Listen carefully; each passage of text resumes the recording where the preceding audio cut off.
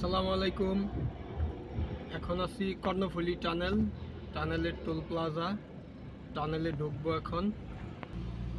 টানেলের toll দেওয়া শেষ হইল, এখন টানেলের রাস্তায় আছি, যেটাকে কর্ণফুলী টানেল বলে। আগে নাম দিয়েছিল বঙ্গবন্ধু টানেল, এখন হচ্ছে কর্ণফুলী টানেল।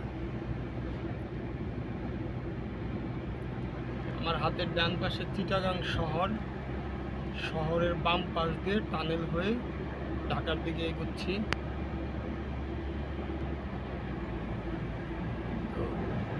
টানেলের আগে ছোট্ট একটা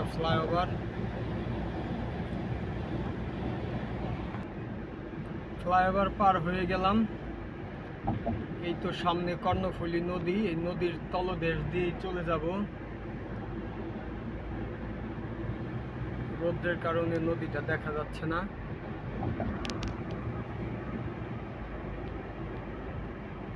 এই তো আস্তে আস্তে টানেলের মুখে আছি এখন। তো টানেলে ঢুকছি, এই তো টানেলে প্রবেশ করলাম। কর্ণফুলী টানেল,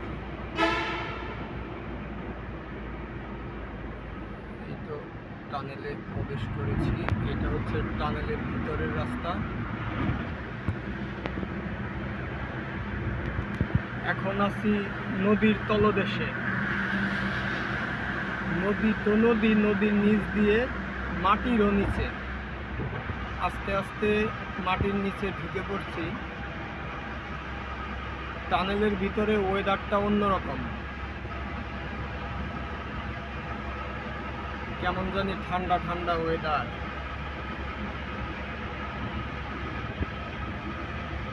হচ্ছে ভিতরে বড় বড় ফ্যান লাগানো আছে, সোলার ফ্যান লাগানো আছে ভিতরে বড় বড়। অনেক সুন্দর টানেলটা। পুরো টানেলটা দেখানোর চেষ্টা করব।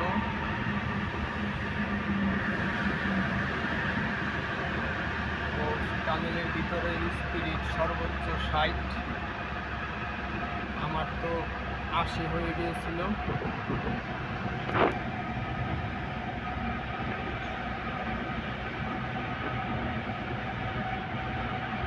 কর্ণফুলী টানেল।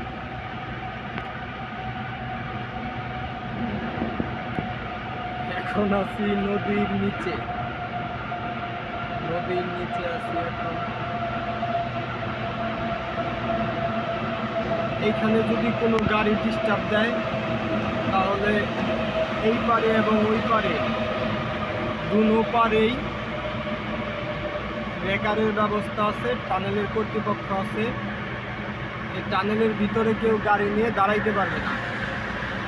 টানেলের ভিতরে গাড়ি যদি কেউ ব্রেক করে এবং দাঁড়ায়, সাথে সাথে এখানে পুলিশ চলে আসবে, এবং যদি গাড়ি কোনো ডিস্টার্ব না দেয় তাহলে তার গাড়ির নামে মামলা হবে। এখানেও দাঁড়ানো যাবে না।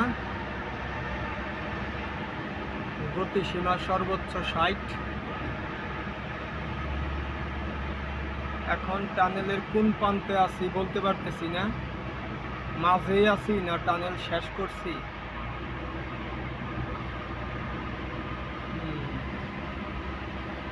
টানেল শেষ করে টানেলের মাথায় আছি, এখন রোডে উঠব। অনেক সুন্দর।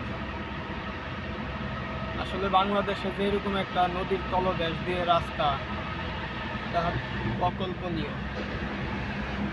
ভালোই লাগলো। আমি সেকেন্ড টাইম, এর আগে টানেল উদ্বোধন করার সময় আবার আসছিলাম, এখন আবার আসলাম। এই যে টানেল শেষ করলাম।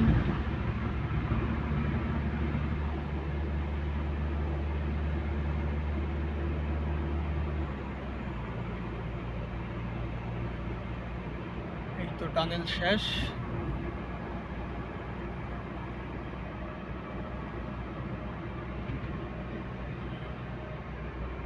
টানেলের আশেপাশের রাস্তা অনেক সুন্দর। টানেলটা ভালোই লাগলো, আপনাদের দেখালাম। ভালো থাকেন। আসসালামু আলাইকুম। পরবর্তী ভিডিও দেখাবো আবার।